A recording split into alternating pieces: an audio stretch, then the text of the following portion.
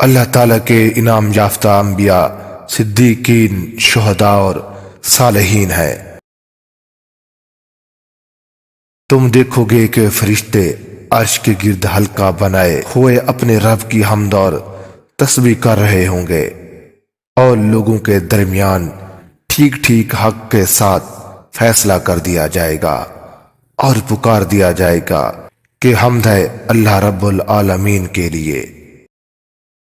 کیا تم نے نہیں دیکھا کہ اللہ ہی رات کو دن میں داخل کرتا ہے، اور اس نے سورج اور چاند کو تمہارے زیر فرمان کر رکھا ہے، ہر ایک وقت مقرر تک چل رہا ہے، اور یہ کہ اللہ تمہارے سب اعمال سے خبردار ہے۔ یہ اس لیے کہ اللہ رب العزت کی ذات پر حق ہے، اور جن کو یہ لوگ اللہ کے سوا پکارتے ہیں وہ لغو ہے، اور یہ کہ اللہ ہی اعلیٰ رتبہ اور گرامی قدر ہے۔ بلا شبہ ہمارا رب بخشنے والا اور ہمارے اعمال کی قدر کرنے والا ہے، اور تم ہی غالب رہو گے اگر تم مومن ہو۔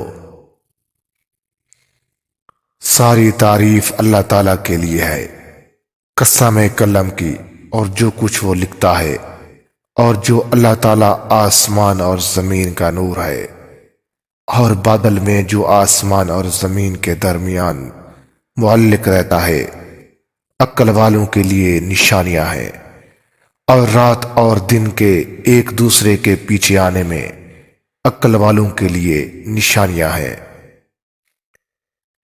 نیکی اور پرہیزگاری کے کاموں میں ایک دوسرے کی مدد کیا کرو۔ انسان کو وہ علم دیا جسے وہ نہ جانتا تھا، بے شک میری نماز، میری قربانی، میرا جینا، میرا مرنا، سب کچھ اللہ رب العالمین کے لیے ہے۔ سچ بات کو جھوٹ کے پردوں میں نہ چھپاؤ، اور اگر تمہیں سچائی کا علم ہو تو اس کو جان بوجھ کر اپنے تک نہ روکے رکھو۔ جب تم نماز کی تیاری کرنے لگے تو پہلے منہ سارا اور ہاتھ کونیوں تک دھو لو، اور سروں پر مسح کرو، اور پاؤں ٹخنوں تک دھو لو، اور اگر ناپاک ہو جاؤ تو نہا کر پاک ہو جاؤ، اور اگر تم بیمار ہو یا سفر میں ہو، کیا قضائے حاجت کر کے آؤ یا اپنی عورت کے پاس جاؤ، اور پانی میسر نہ ہو تو پاک مٹی سے تیمم کر لیا کرو۔ پاک ہے وہ ذات جس کے ہاتھ میں ہر چیز کی بادشاہت ہے، اور اسی کی طرف تم لوٹ کر جاؤ گے، اور تم اپنے رب کی کون کون سی نعمتوں کو جھٹلاؤ گے۔ جو ایمان لائے اور کام بھی نیک کرتے رہے تو ہم نیک کام کرنے والوں کا اجر ضائع نہیں کرتے۔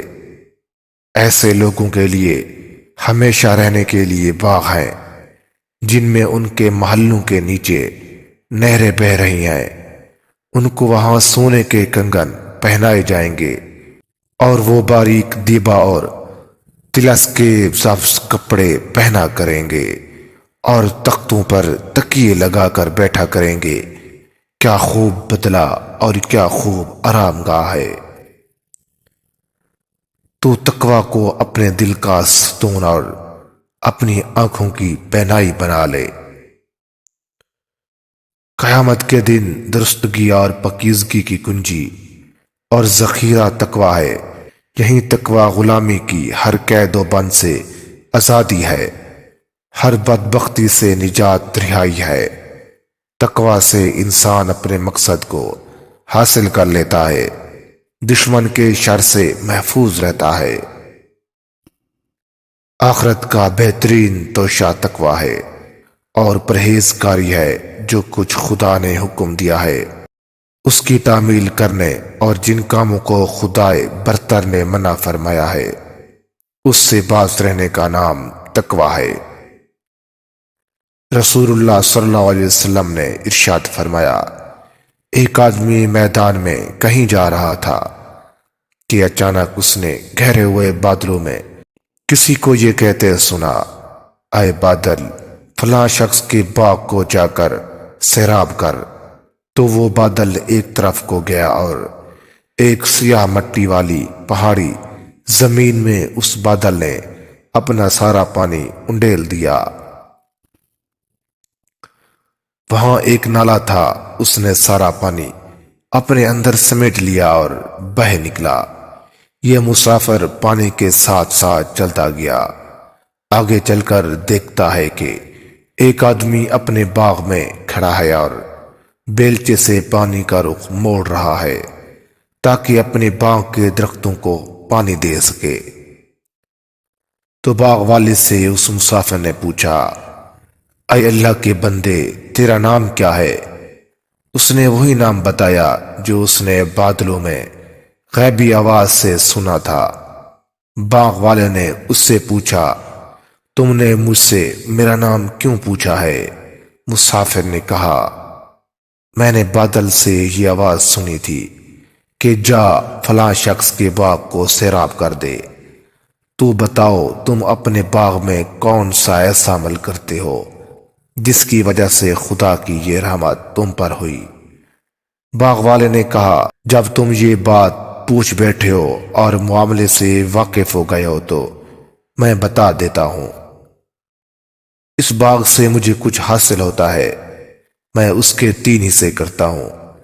1/3 میں خدا کے لیے صدقہ کر دیتا ہوں، اور 1/3 میں اور میرے بال بچے کھاتے ہیں، اور 1/3 اس باغ میں کھاد وغیرہ پر لگا دیتا ہوں۔